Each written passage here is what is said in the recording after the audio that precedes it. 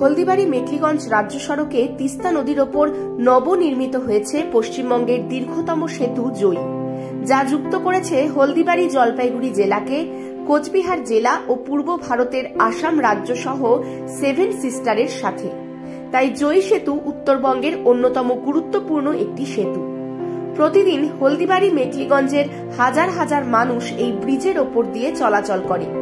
মেখলিগঞ্জ মহকুমা হাসপাতাল, অফিস ও আদালত ছাড়াও ব্যবসায়িক কারণে হলদিবাড়ি ও মেখলিগঞ্জ শহরের প্রচুর মানুষ এই ব্রিজের ওপর দিয়ে সর্বক্ষণ যাতায়াত করে চলেছে। এই সেতুর ওপরে অবস্থিত বেশ কয়েকটি লাইট বর্তমানে অকেজো। তার চিত্র আপনারা এই মুহূর্তে দেখতে পাচ্ছেন নর্থ বেঙ্গল সমাচারের পর্দায়। এই নিয়ে বারংবার প্রশ্ন উঠলেও কোনো সুরাহা হয়নি।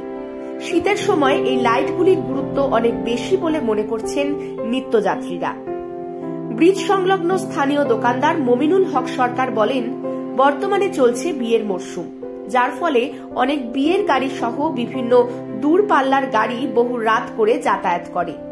এছাড়াও অনেকেই রয়েছেন যারা বহু রাত করে কাজ সেরে বাড়ি ফেরেন, কিন্তু রাত বাড়লেই কুয়াশার দাপটে 10 মিটার সামনেও কিছু দেখা যায় না। রাত বাড়লেই দৃশ্যমানতা কমে যাচ্ছে কুয়াশার দাপটে, ফলে পথ দুর্ঘটনা ঘটছে অনেক বেশি।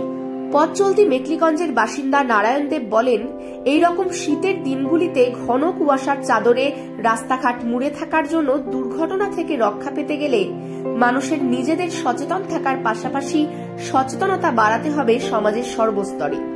গাড়ির স্পিড নিয়ন্ত্রণ করতে হবে।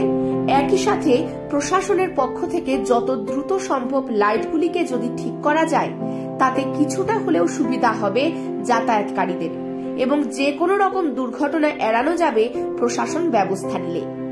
একই সঙ্গে কোনো অসাধু কার্যকলাপ যদি ব্রিজের ওপর হয়ে থাকে, তাহলে তার জন্য প্রশাসনের পক্ষ থেকে সচেতনতামূলক ব্যবস্থা গ্রহণ করা দরকার বলে ব্রিজ সংলগ্ন স্থানীয়দের মতামত।